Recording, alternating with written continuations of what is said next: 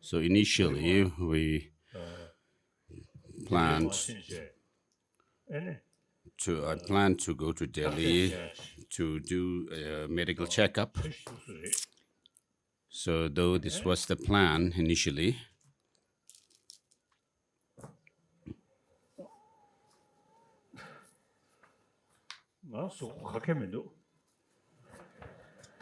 so I don't feel any complication or unhealthiness. I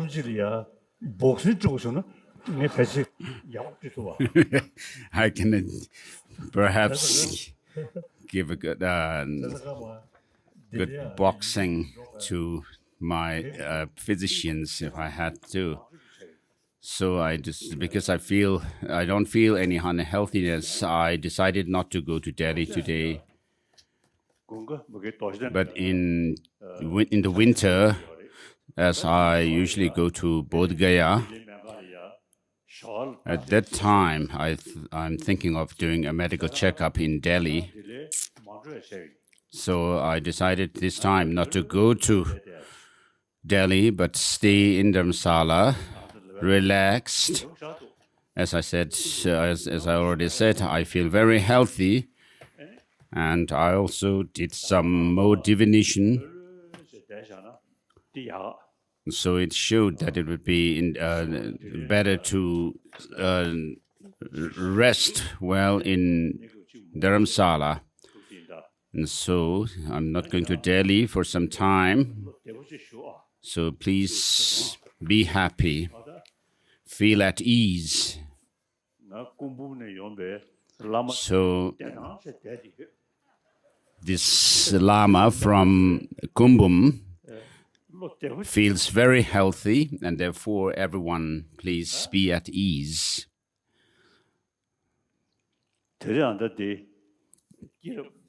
So today we are going to go through the Jataka Tale.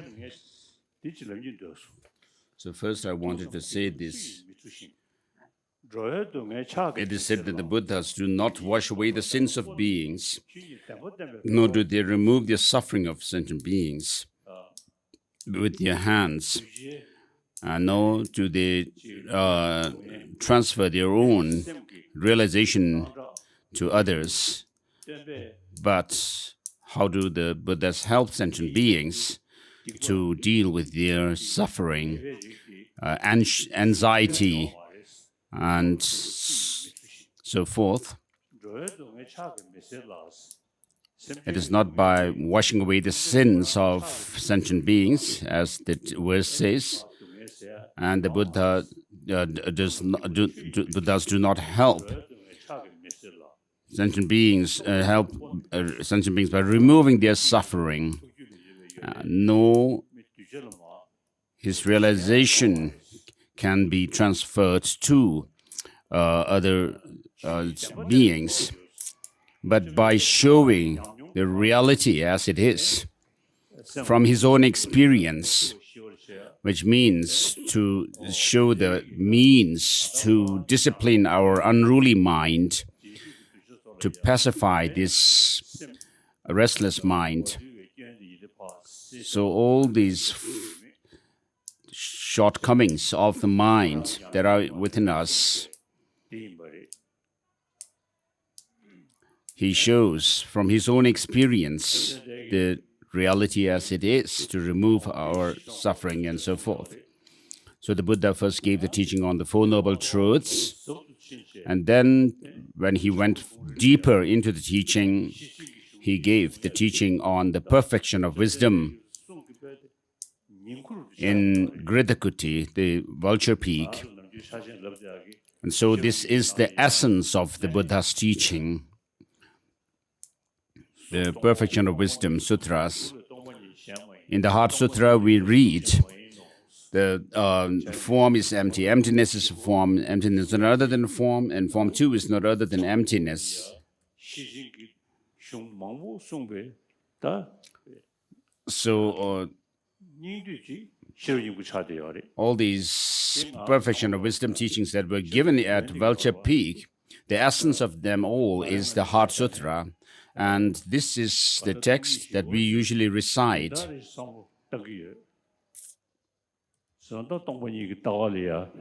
And so I do my best to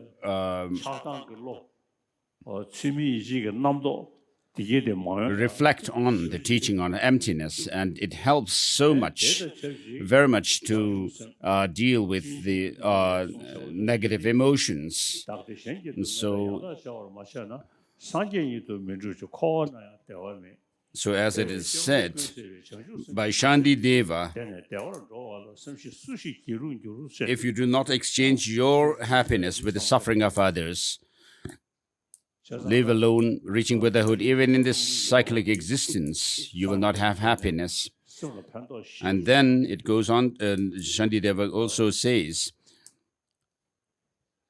which intelligent person would feel discouraged to ride the horse of Bodhichitta, which leads one from blissful state to blissful state?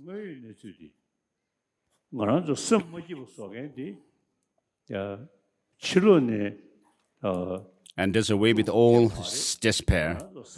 And so as the verse that I quoted in the beginning, it is our negative emotions, the mental afflictions or destructive emotions which cause us unhappiness. So when you are able to reduce or decrease these destructive emotions, such as attachment, anger or hatred, and so forth, naturally you will feel more at peace. And then with regard to bodhicitta, which is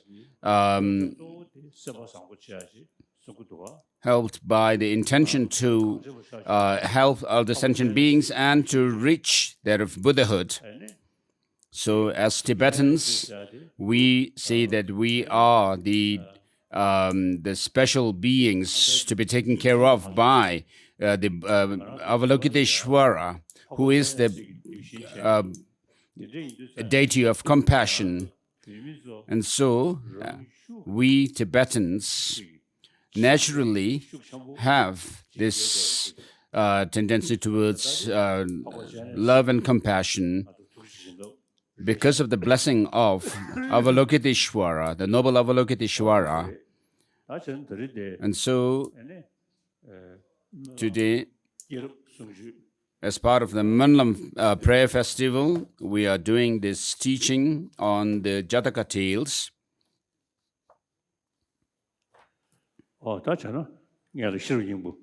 So first, let's say the Heart Sutra.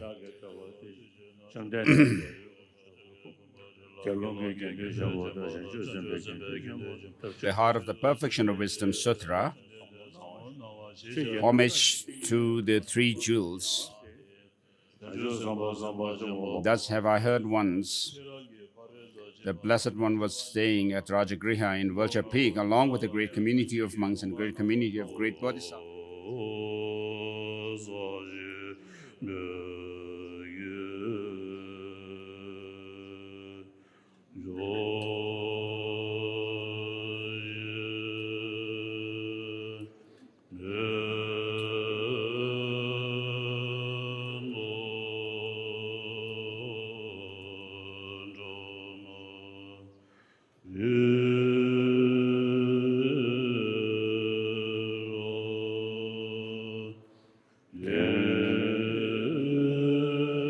Conceivable. I make this offering to the all.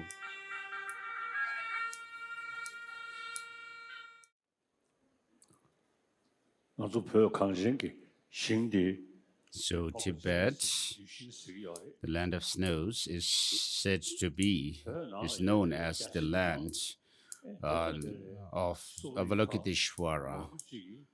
So the Tibetans and the many of the ethnic Mongolians and the Mongolians have a special connection with Avalokiteshvara, to whom they pray. And then in our history, Songtsen Gampo and Chisung Detsen and most importantly, Songtsen Gampo.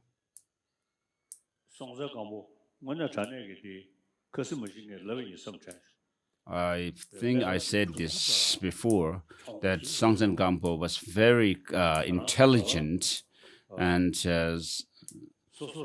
someone quite efficient in doing what he needs to do. And so he came up with the idea of having a Tibetan written script. It was not based on or modeled on Pali nor Chinese, but it was modeled on the vowels and consonants, the alphabet of Sanskrit. And so based on that Sanskrit alphabet, Songtsen Gampo started the written script of Tibetan. Therefore, we have the alphabet and the vowels, which are similar to the Sanskrit. And so this is something which is common in all parts of Tibet, across the length and breadth of Tibet. So though, of course, Songtsen Gampo had a special family connection with the connection with China because of his marriage with the Guangzhou, the Chinese princess. So because of that marriage, he must have enjoyed Chinese food as well. But he came up with this idea that he wanted to have a separate Tibetan writing. So there was a great job that he had done. And then in the 8th century, because we already have the written language, just as it is said in the sutras,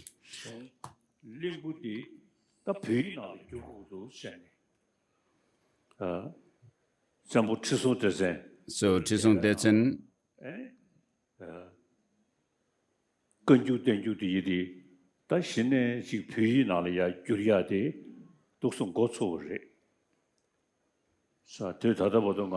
so it is just as it is said in the sutras, peaceful, free of conceptual elaboration, luminous and unconditioned. This natural-like truth I found. Even if it was taught to others, no one will understand it. So I shall remain in the silence, in the forest. So as it is said, this profound teaching of the Buddha was translated into Tibetan. So with a very long-term vision, we started translating the teaching of the Buddha into our own language in the 8th century mainly. So though today we are at a very critical juncture in our history with regard to the teaching, but Buddhism has been established very firmly on the Tibetan soil. So even in our childhoods, right from the very early childhood, we Tibetans know the recitation of Om Mani Padme Hum mantra, the 6-syllable mantra of Avalokiteshvara. And so we have also this habit of not killing even the smallest insects, abstaining from killing them. And then because of this connection with Avalokiteshvara, we also recite Om Mani Padme Hum mantra. And we have preserved the teaching of the Buddha. So today, even though we are politically in a very difficult situation where the perpetrators are trying their best to obliterate the teaching of the Buddha and our culture and tradition.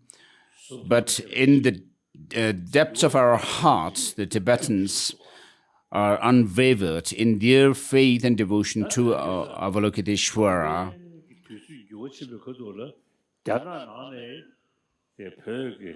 So as time changes, even in mainland China, people are taking interest in the Tibetan Buddhism. So some of the people I know in one of the universities in China, Kansu or I think Lantou, the Chinese professors have said that the Tibetan Buddhist tradition is an authentic Nalanda tradition, and it is very logical religious tradition. So this is what some Chinese scholars have said. As I recited this verse in the beginning, the sages do not wash away the sins of sentient beings, nor do they take away the suffering of sentient beings, and so forth. And so this teaching that we have deals with reality as it is. And it is a means to counter our destructive emotions, as the teaching also says, which are the verse which I already quoted, this profound, peaceful, and unconditioned, luminous and unconditioned teaching, the nectar-like teaching I have found, and so forth. So though there are many people who have faith in different traditions, religious traditions, and also particularly Buddhism, but this tradition of Buddhism that we have in Tibet, which is the land of Avalokiteshvara, the special land of Avalokiteshvara, this the teaching that we have is the one with which is of the highest quality. So regarding myself, in Lhamo Latso, the sacred lake of Palden Lhamo, the three letters were shown, Akama, and A refers to Amdo, and Ka for Kumbum, but Ma, though not very clear, but in one prophecy regarding myself, there is a prophecy which says there will be a boy with a female name, a girl's name. And so my childhood name was Lamotendrup, which is a female name. So I was born in Amdo, near Kumbum, and then I moved from Amdo to central Tibet.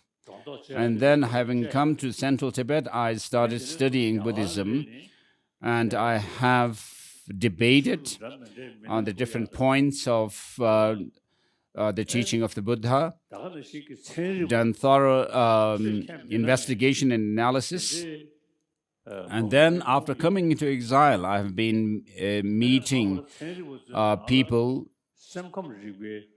from the scientific with the background in science, and even religious, non-believers, and so forth. And so when I have discussions with scientists, for example, particularly, I have, because of my dialogue and discussions with scientists, they are able to learn a lot from Buddhism, regarding the psychology, mind and emotions. And so many friends of mine do say that, do find that Buddhism is very scientific, very logical, and very scientific. So I find that So this tradition that we have is something special, unlike the teaching of the Buddha that other people have. So what is important now for us is to engage in the study of the teaching of the Buddha. It's not enough just to wear the monastic robes and holding a rosary, mala, and being able to say some prayers of taking refuge, such as taking refuge. So we need to pay attention to studying the teaching of the Buddha well. So this is very important. So today is a very special occasion, and we are gathered here. So because we are gathered here, I wanted to say this to you. This treasure that of the Buddhism that we have, which is our heritage, which we have preserved. So we need to preserve it through study and practice.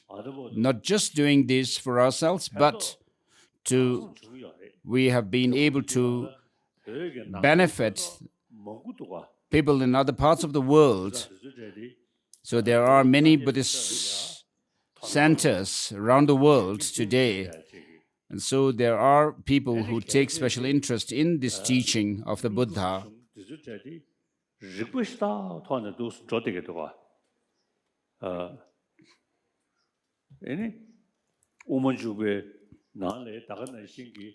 So what we find is that the teaching that we have is studied through logic and reasoning, and not just with faith. So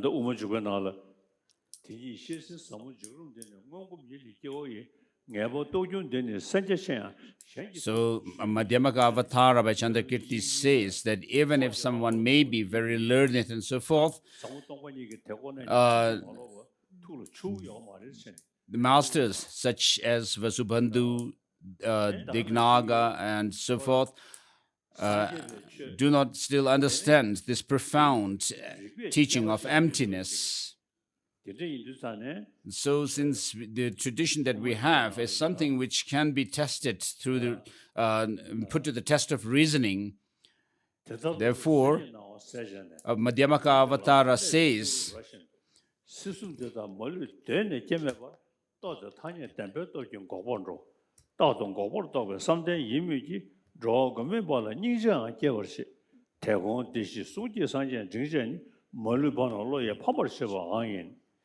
in verse towards the end of the chapter 6, verses 224 down, I think.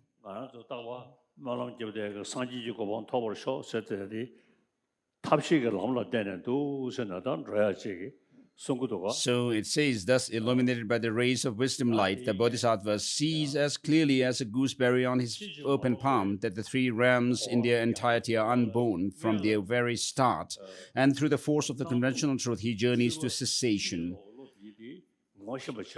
And through to the end of this chapter, where it says, to the excellent far shore, the oceanic qualities of conquerors.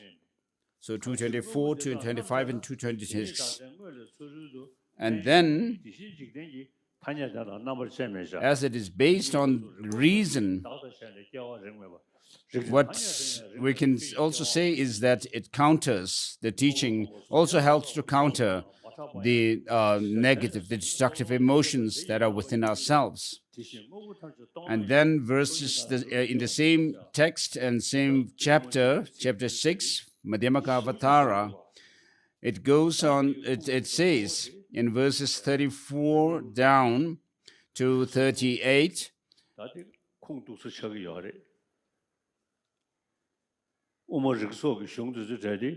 where it says, thus when such phenomena, if the intrinsic characteristics of things were to arise dependently and so forth, and down to Likewise, although all things are empty, they do arise from emptiness in a robust way. And so I was reading earlier before coming here, reading Madhyamaka Avatara.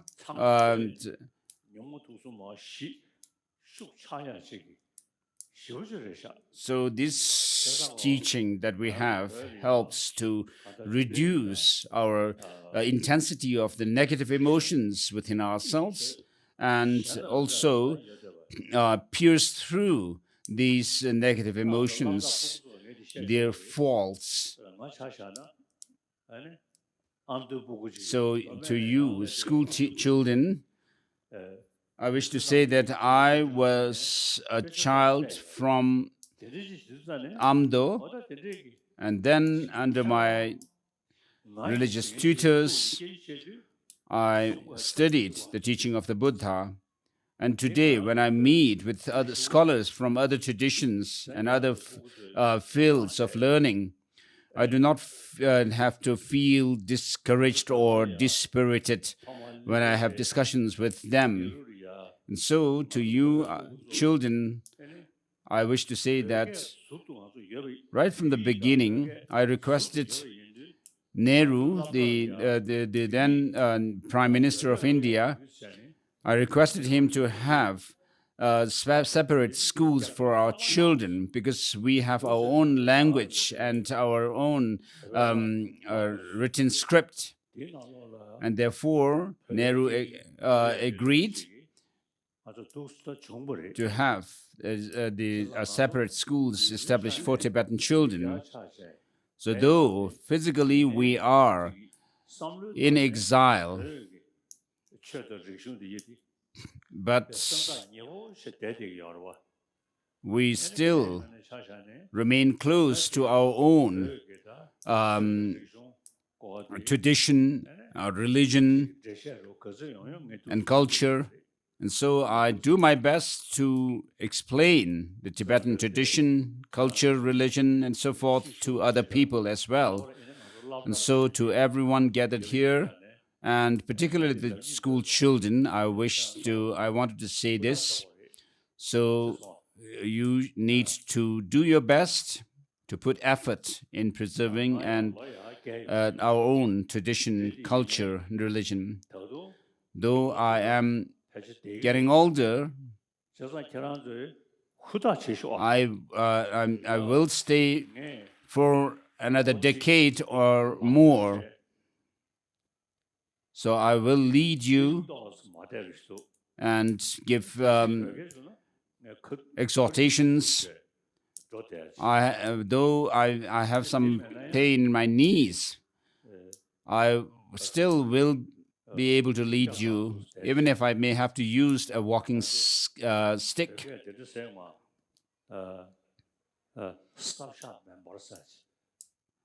So there is a Tibetan saying, Sabja member, which means that you may be seated, unable to move anywhere, but your mouth will be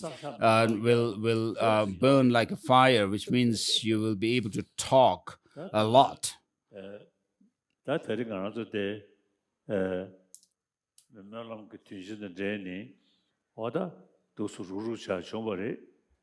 So on this occasion of the Mönlam, we have been able to gather here.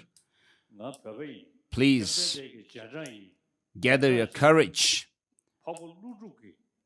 thinking that you are a follower of a Buddha, and you are also a follower of Arya Nagarjuna and his disciples, as well as Dignaga and his followers, using logic and reasoning, not just taking things on the surface value, but always questioning whatever you hear from other people. Why this is so and so? Why is that so and so, and so forth? So, despite being exiles, we are different from other exile people. So think of preserving and promoting our own cultural tradition and always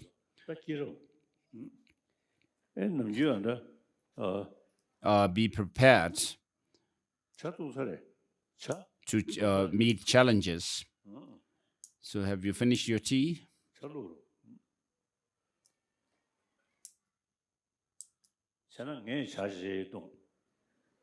So if you have taken your tea, I will take my share of tea as well.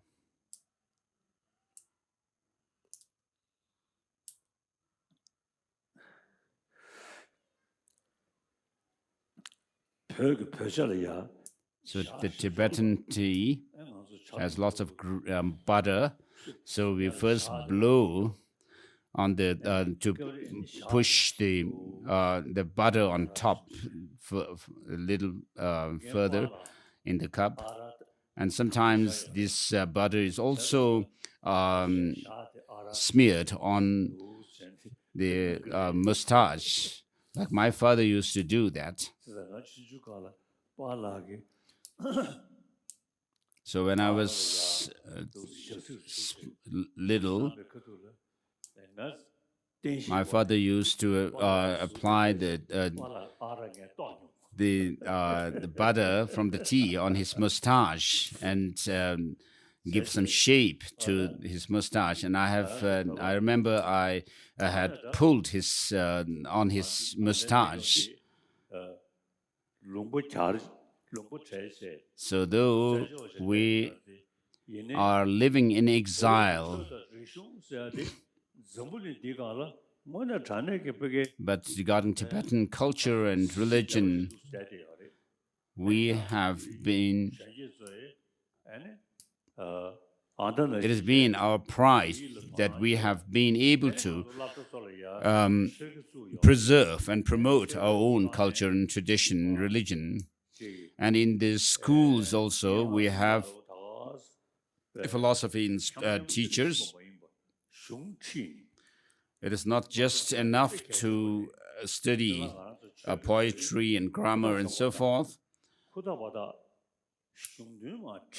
For the philosophy teachers, they should also take interest in teaching Buddhist philosophy to their the students. So Geshe is not just for name, but you need to understand that you have received Geshe degrees in order to analyze the teaching of the Buddha thoroughly, using your intelligence and wisdom.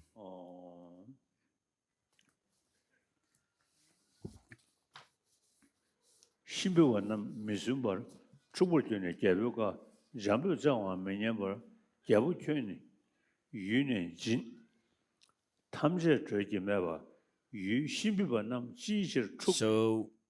we are on chapter 9 of the Jataka Tale, which is a chapter on Vishvantara.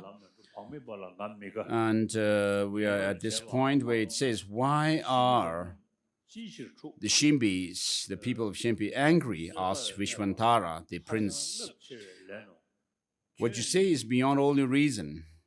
All reason. I have never strayed from the path of discipline, never been careless in my duties. What have I done to make the people so incensed against me? The Chamberlain replied, they are offended by the purity of your mind.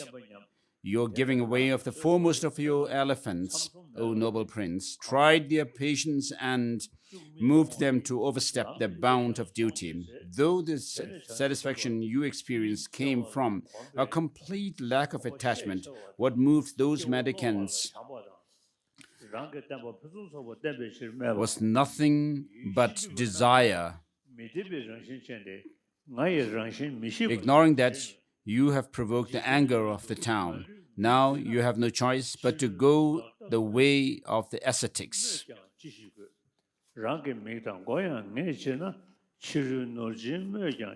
Then, to demonstrate his immense patience as well as his deeply rooted affection for mendicants, firmly established by his profound compassion, Vishvantara replied, "The Shimbis are undependable and they do not understand my nature. It is for the benefit of all sentient beings alone that I support this body. So, what need have I for wealth? Since I would honor the request of beggars even with my own limbs, my eyes, my head, if need be, why not my wealth?" The Shimbis, angry at the mendicants, tried to restrain me out of fear, thinking I might give up even my body, but their actions only display their foolishness. Even if they were to kill or banish me, nothing would stop me from the practice of giving. With this firmly in mind, I will set out for the grove of the ascetics. Then the Bodhisattva returned to his wife. "You have heard the resolution of the Shimbis." "I have." "You have heard the resolution of the Shimbis?" "I have," Madri replied.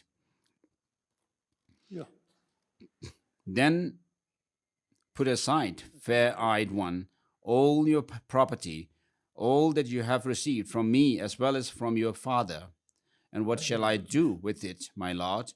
"Give it in charity to those of good conduct, embellishing your gift with respect." So there is this tradition of reading the Jataka Tales. So I have done this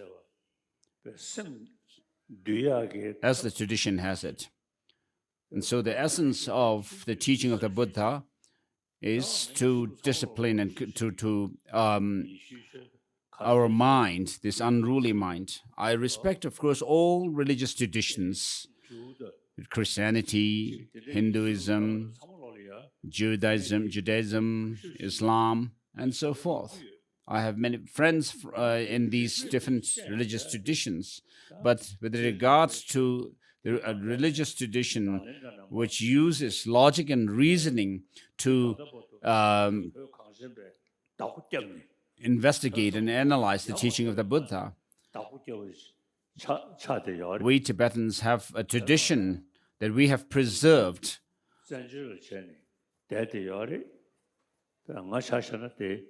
Even though we are in exile in India, I am a guest of the Indian government, but I live at ease and relaxed manner. So though I live in India in exile, my mind is always with Tibet and Tibetan tradition, the cultural tradition.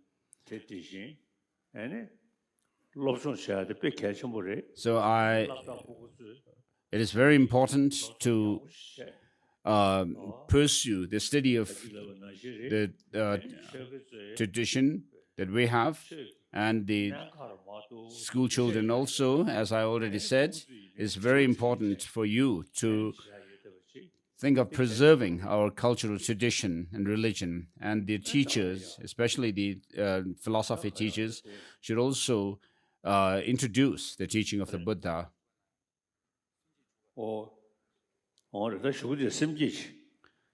So next, I will do the generation of Bodhichitta ceremony.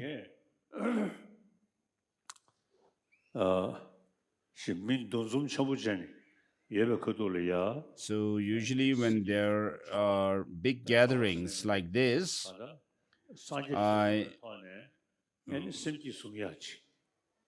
wish to do the Bodhichitta ceremony based on this verse. I seek refuge based on the verse of refuge and bodhicitta. So bodhicitta is something incredible, and as it is said in this text on Bodhisattva vows, To the Buddha, Dharma, and highest assembly, I seek refuge until I reach enlightenment. To fulfill the interest of oneself and others, I generate a mind for awakening. Having developed this mind for highest awakening, I shall invite all sentient beings as my guests. I shall engage in their delightful, sublime, enlightening conducts. May I attain Buddhahood to benefit all sentient beings. And so, I would say that I have some experience of emptiness and also Bodhichitta based on equaling and exchanging self and others. And so, and I find Bodhichitta very effective. So please, everyone, make 3 prostrations to me from whom you are going to take receive this generation of Bodhichitta or awakening mind.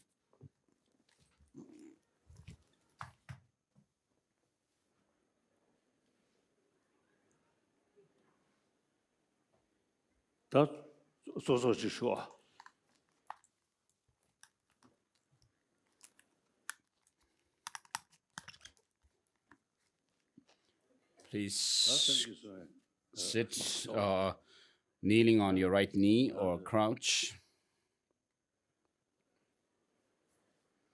So we'll do this ceremony with the verse of taking refuge in Bodhicitta. That would be sufficient. So with Bodhicitta, what it helps is to purify, to accumulate merit and wisdom, and also to purify our negativities, as the Kadamba masters have said. So you will have happiness with Bodhicitta, and you will be able to reduce your negative emotions with Bodhicitta as well. So to reduce our shortcomings and faults and destructive emotions, and to increase our knowledge and experience of the teaching, and Bodhicitta helps. Please repeat after me these. I seek refuge in the Buddha, Dharma, and Supreme Community until I attain enlightenment through the 2 collections gained by giving and others. May I achieve Buddhahood to benefit all sentient beings. So please repeat it for the 2nd time. I seek refuge in the Buddha, Dharma, and Supreme Community until I attain enlightenment through the 2 collections of merit and wisdom gained by giving and others. May I achieve Buddhahood to benefit all sentient beings. So, 2nd time done, and at the 3rd time,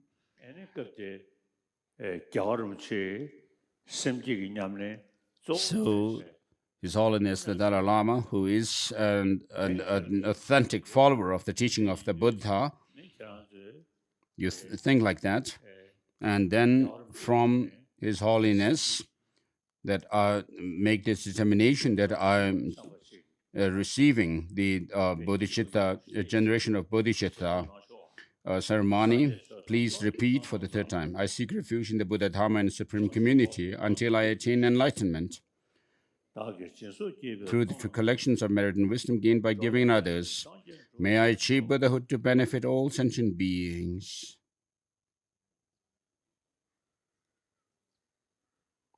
Oh yeah, that is simji. That simji that can do it. So with this, we are done with the Bodhicitta ceremony. So it is important to reflect on Bodhicitta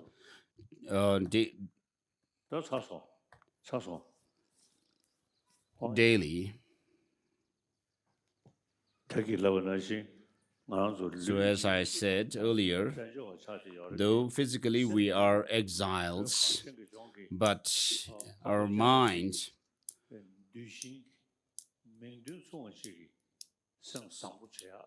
we should have a good heart, warm heart, which makes us true followers of the Avalokiteshvara or disciples of Avalokiteshvara. So do your best to reflect on these teachings on impermanence, impermanence, suffering, selflessness, and emptiness. So you should have this determination to preserve the teaching, the tradition that we have that has spread in Tibet, the land of snows.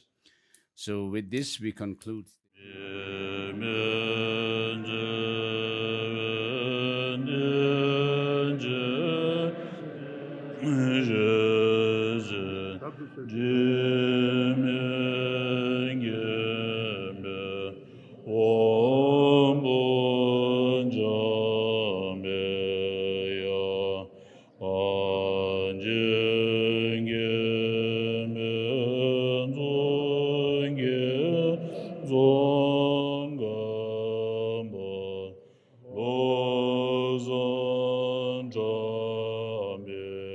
Shalom.